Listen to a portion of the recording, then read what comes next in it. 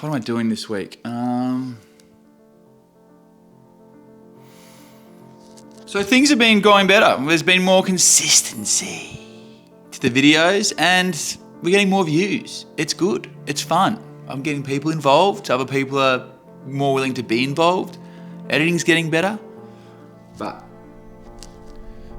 coming up with new ideas all the time is probably one of the toughest things of this. You know, keeping it creative, the creativity side of it.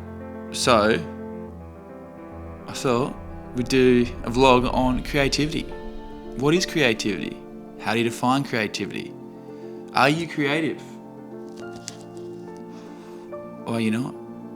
The Oxford Dictionary defines creativity as the use of imagination or original ideas to create something. Pretty pissed weak if you ask me. But how does society define creativity or a creative person? When you think of the stereotype of a creative person, you probably don't picture someone in a suit going to their 9 to 5 in the city, chucking coke up their nose. You probably imagine a poorly dressed mid-20s hipster living day to day, pursuing an artistic endeavour, pushing ketamine up their nose. But what makes the person in the dicky pants and Nike TNs more creative than the guy in the suit?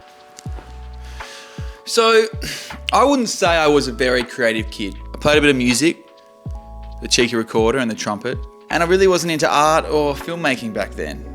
And as well as that, I went to a pretty public school where arts wasn't really encouraged. It was go kick a ball outside and don't beat the shit out of each other. And my parents weren't creative. Mum, she'd admit, not creative at all. She wouldn't consider herself a creative person. Dad, he was pretty good at drinking. I wouldn't consider that a creative endeavour. And while studies suggest creativity is a trait that can be heavily influenced by genetics, our boy, Dr. Edward de Bono, would like you to believe there's a bit more to it.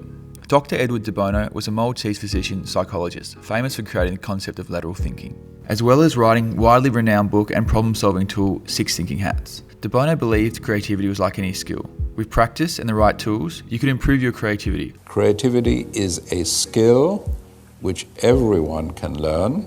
Now, going off what your boy De Bono says, it looks like creativity is something you can learn or build. But another issue I think I've been facing is the creative freedom, where you have sort of too much freedom to actually create anything. There's no boundaries or rules. You can just do what you want, which essentially burdens your ability to actually create. So example of this would be the Netflix effect. You go on Netflix, you've got all these options, and because you've got all these options, you don't really make a decision and you don't end up really watching anything you want to watch. So if I had to go and create videos of park benches in Victorian suburbs, it'd be easy. I know what I need to shoot and I'll just go around and shoot them. And there's been a real pendulum swing when it comes to creative freedom.